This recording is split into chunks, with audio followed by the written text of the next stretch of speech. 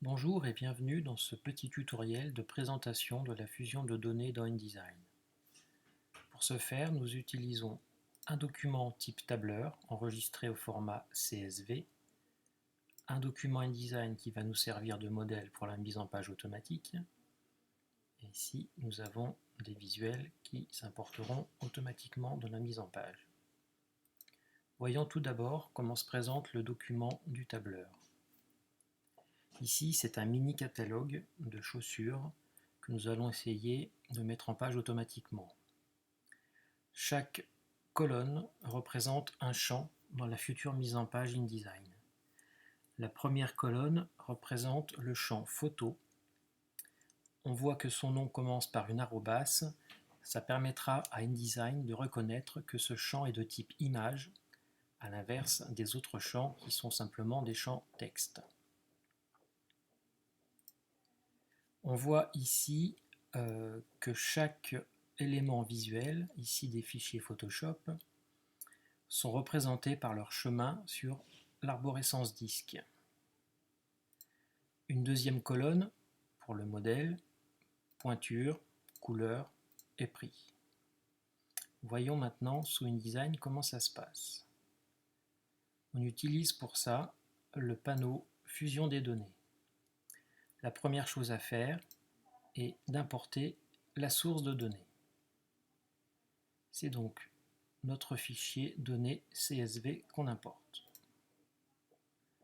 On remarque que les différents champs, c'est-à-dire les différentes colonnes de notre document tableur, s'importent ici automatiquement.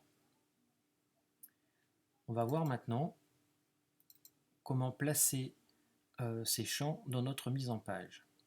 Ici, je sélectionne le texte prévu pour mon titre, c'est-à-dire le modèle. Je clique sur modèle. Même chose pour la couleur. Je sélectionne mon petit texte fictif, couleur. Pointure, le champ pointure. Ici, c'est l'emplacement pour mon prix. Et enfin, c'est dans ce bloc image que je sélectionne que va s'importer la photo. On peut cliquer sur aperçu pour voir immédiatement le premier enregistrement de notre mise en page. Une fois que c'est fait, on peut maintenant créer un document fusionné. Ici, c'est un enregistrement de type unique qu'on va utiliser, à savoir un seul enregistrement par page. Il serait possible d'en mettre plusieurs sur une même page. On valide, aucun texte en excès. On voit qu'un deuxième document s'est créé, un deuxième onglet ici, et il contient toutes les pages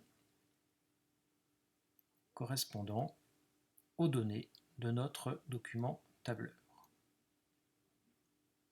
Je vous remercie de votre attention.